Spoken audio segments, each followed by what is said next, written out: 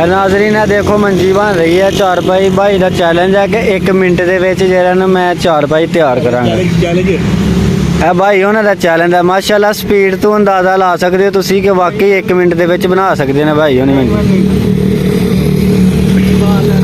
अगे भी इन्होंने 2-3 दफ़ा रिकॉर्ड तोड़िया इत्थे वाम का 2-2.5 मिनट वाला रिकॉर्ड तोड़े दा। अज इंशाल्लाह कोशिश कर रहे हैं कि 1 मिनट के मंजी बना के ते अपने शहर का नाम रोशन करनगे भाई होनी। देखो तुहाडे सामने नाज़रीन अद्धी नालों ज़्यादा मंजी बना चुके हैं भाई होनी। हजे होए ने 40 सैकेंड।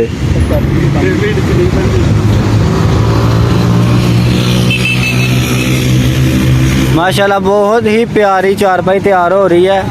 यह चारपाइयाँ तैयार कीतियां ने भाई ने अगे है 2-2 मिनट के कीतियां ने। सारियां चारपाइयाँ भाई ने तैयार कीतियां ने। हुण 1 मिनट के चारपाई तैयार होने लगी है। 2 मिनट तो पहले तैयार होएगी चारपाई, फिर भी भाई उन्होंने कप दे के घल्लांगे। नहीं देनी काफी मिलने ने खाली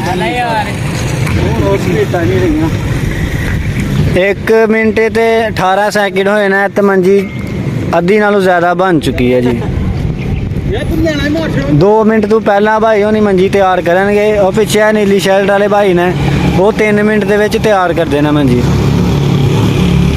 पसरूर तो आए ना भाई मंजी बनाना नीली शर्ट वाले नाल है शगिरद है छोटा छोटे। इधर वेख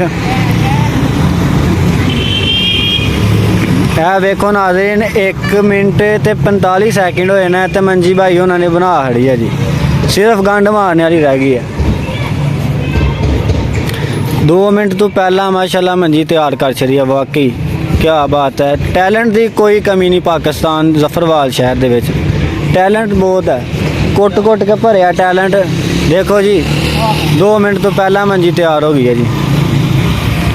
और इन्हों की इस चीज़ की गारंटी है कि मंजी उत्ते जो मर्जी तुसी करो ढिली नहीं होएगी। गारंटी है इस चीज़ की। जिन्ना मर्जी तुसी आदे ते लेटो जो मर्जी करो मंजी ढिली नहीं होएगी। मंजी टुट सकती है लेकिन ढिली नहीं होएगी। एक दफ़ा बस कस छड़ी जदों ते फिर कस छड़ी।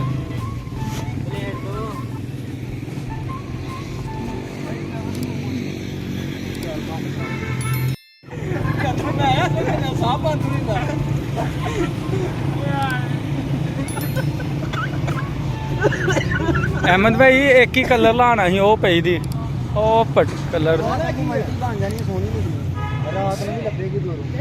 सोन अं की करना